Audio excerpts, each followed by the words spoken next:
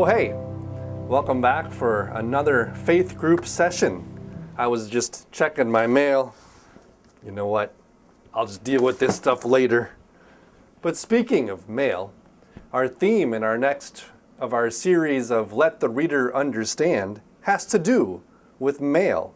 Today, we're going to be talking about Paul's letters. It's probably important that we do this. After all, 2/3 of the New Testament is attributed to St. Paul. Now, there is some question among scholars about whether or not Paul wrote every letter that's attributed to him in the New Testament, but it really doesn't diminish their importance, and I think he wrote most of them. We find the epistles of Paul beginning with the book of Romans and going all the way to the tiny epistle to Philemon. That's 13 letters by Paul in the New Testament.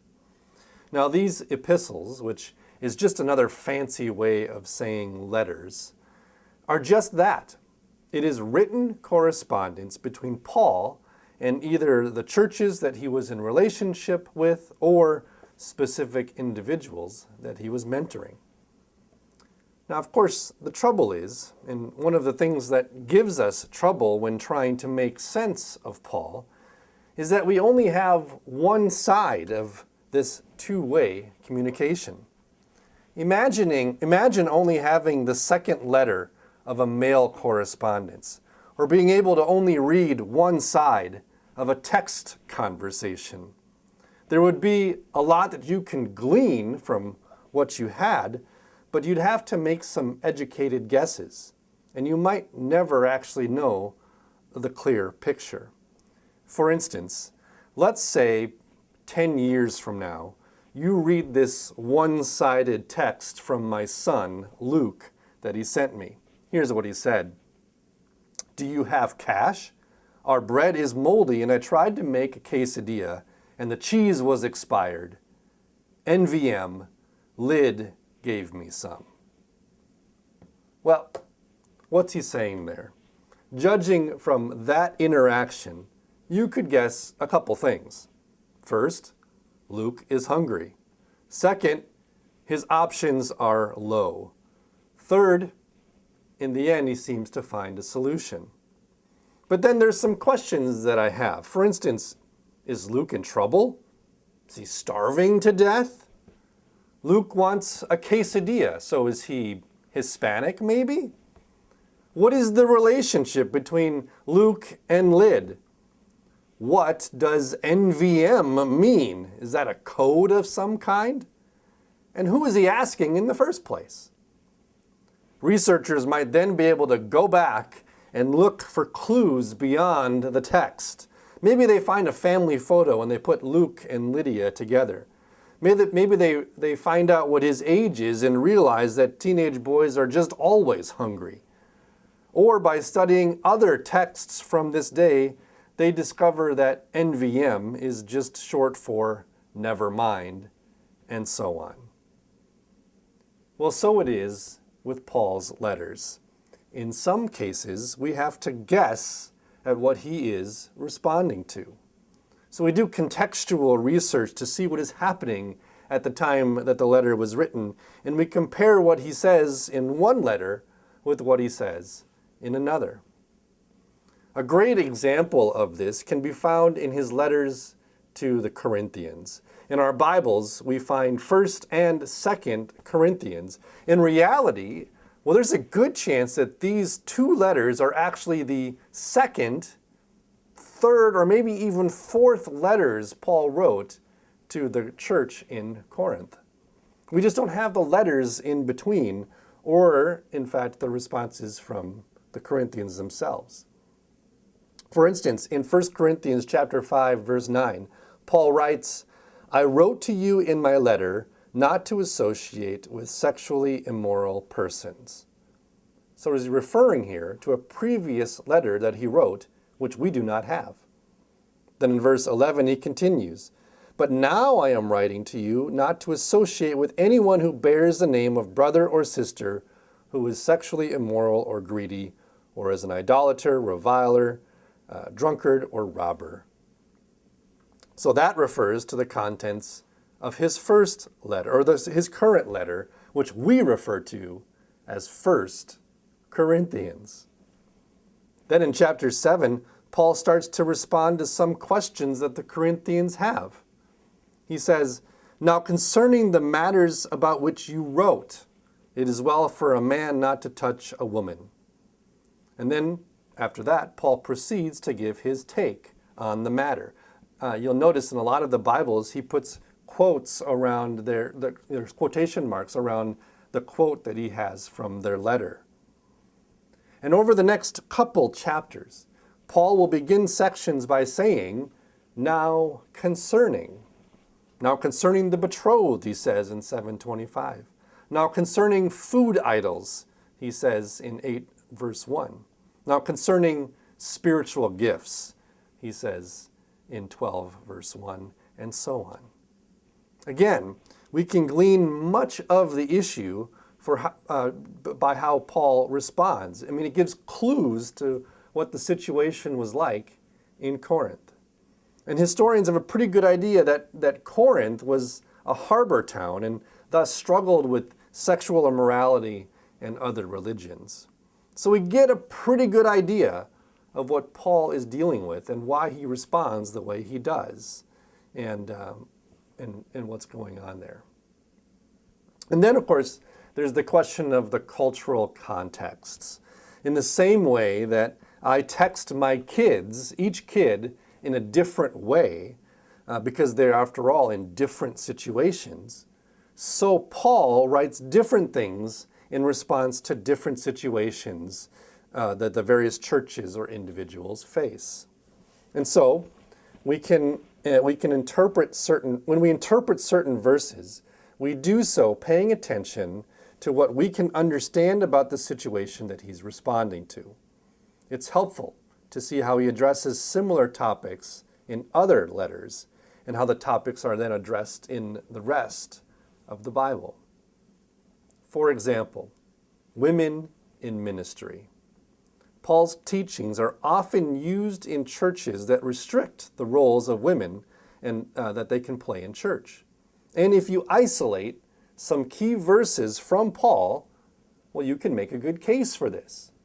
For instance, 1 Corinthians chapter 14, verses 34 and 35 says, "Women should be silent in churches, for they are not permitted to speak, but should be subordinate, as the law also says.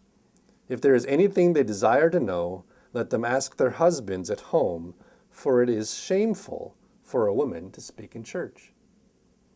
And then 1 Timothy chapter 2, verses 11 and 12 declares, "Let a woman learn in silence with full submission. I permit no woman to teach or to have authority over a man. She is to keep silent." And then actually, chapter 2, verse 15 goes even further and says, "Yet she will be saved through childbearing," which, if true, means that my wife has full assurance of salvation. So there is that. Well, yikes. What do we do with this? It seems pretty clear, doesn't it?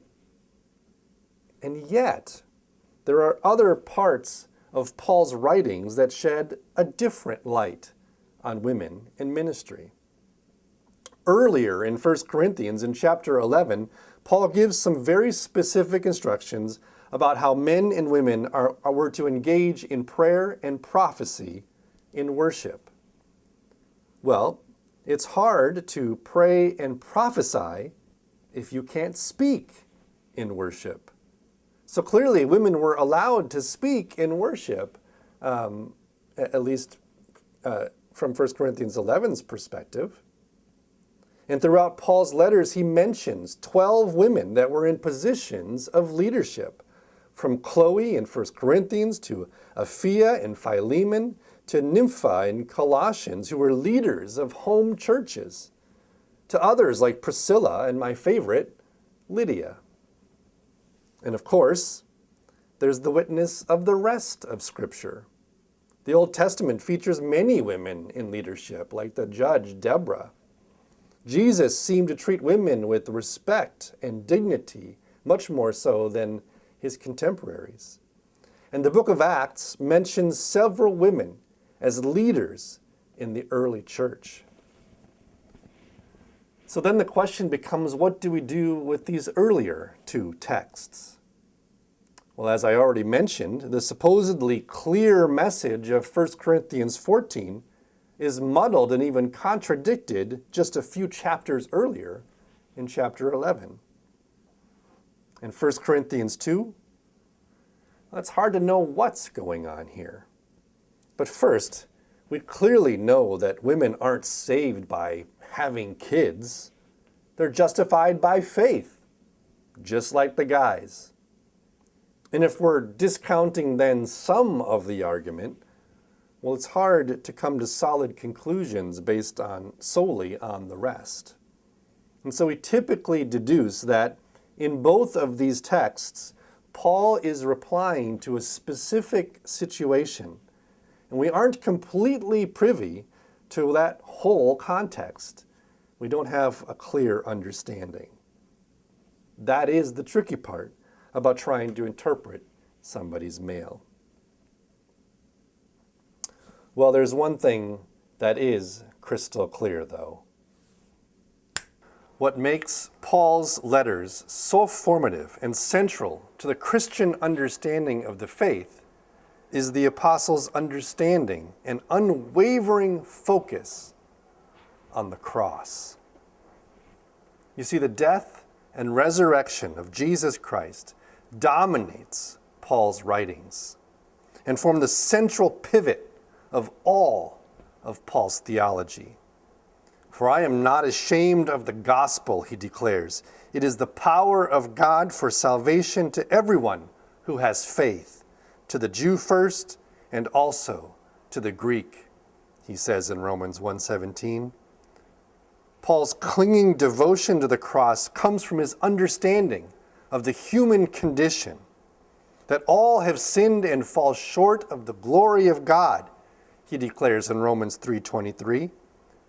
But that while we were still weak, at the right time, Christ died for the ungodly. Romans 5:6. In baptism, we are baptized into Christ's death, so that as Galatians 2:20 declares, I have been crucified with Christ. It is no longer I who live, but Christ who lives in me. And so, if we have been united with him in a death like his, we will certainly be united with him in a resurrection like his. Romans 6:5. In the meantime, we are a new creation, justified by faith, not by works, created to do good works, to live new. St. Paul trusted in his understanding of the gospel so much that he boldly declared, even if we or an angel from heaven should proclaim to you a gospel contrary to what we have proclaimed to you, let that one be accursed. From Galatians 1. This understanding of the power of the cross, that the death and resurrection of Jesus was the only hope for sinners in bondage to sin, and that the benefits of Christ's work comes to us through faith and not by works, but through his word, it is foundational to our faith.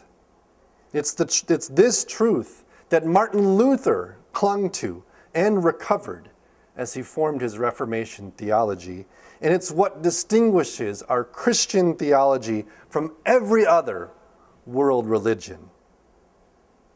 So read the letters of Paul, bear in mind his contents, and bask in the glory of the cross of Christ. And I hope it makes sense. If not, send us your questions, and we'll see you in church.